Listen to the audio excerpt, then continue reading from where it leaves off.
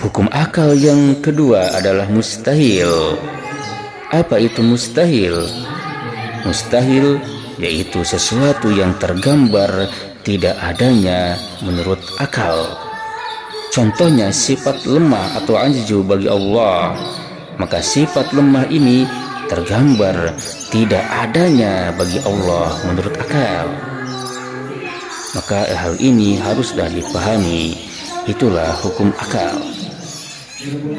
Hukum akal yang ketiga adalah jaiz, yaitu sesuatu yang tergambar ada dan tidak adanya menurut akal.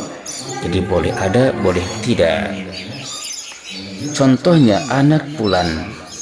Maka anak bulan ini tergambar adanya dan tidak adanya oleh akal.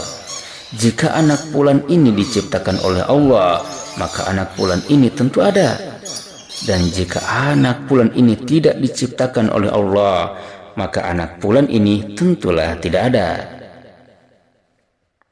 Baik hukum syara, hukum adat, dan hukum akal ini saling berkaitan antara satu dengan yang lainnya dalam kehidupan ini.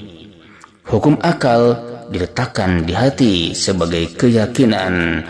Hukum syara diletakkan di seluruh anggota tubuh sebagai pedoman ibadah mahdoh dan goir mahdoh, dan hukum adat diletakkan sebagai penghias akhlak.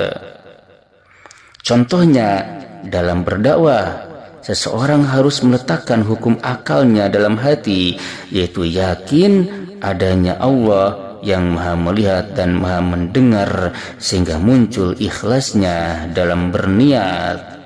Gerak dakwahnya bersumber dari hukum syara, yaitu wajib menyampaikan ilmu kepada orang yang belum mengetahuinya.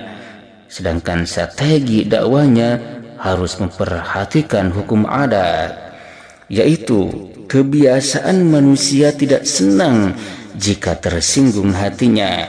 Maka dakwah harus dilakukan dengan nasihat yang baik dan argumen-argumen yang tidak menyakiti dan menyinggung perasaan manusia. Itulah azabnya dalam berdakwah. Sehingga hukum syara, hukum adat, dan hukum akal ini merupakan satu kesatuan yang tidak boleh dipisahkan dalam pelaksanaannya. Sehingga seseorang dengan memikirkan alam semesta ini menciptakan atau memikirkan ciptaan Allah Subhanahu wa ta'ala maksudnya, maka seseorang akan berhasil atau akan kenal kepada sang penciptanya, sehingga dia dinamakan orang yang arif, orang yang ma'rifat kepada Allah, orang yang mengenal kepada Allah Subhanahu wa ta'ala melalui hasil pemikirannya terhadap ciptaannya, ciptaan Allah Subhanahu wa ta'ala. Lalu apa itu ma'rifat? Ma'rifat merupakan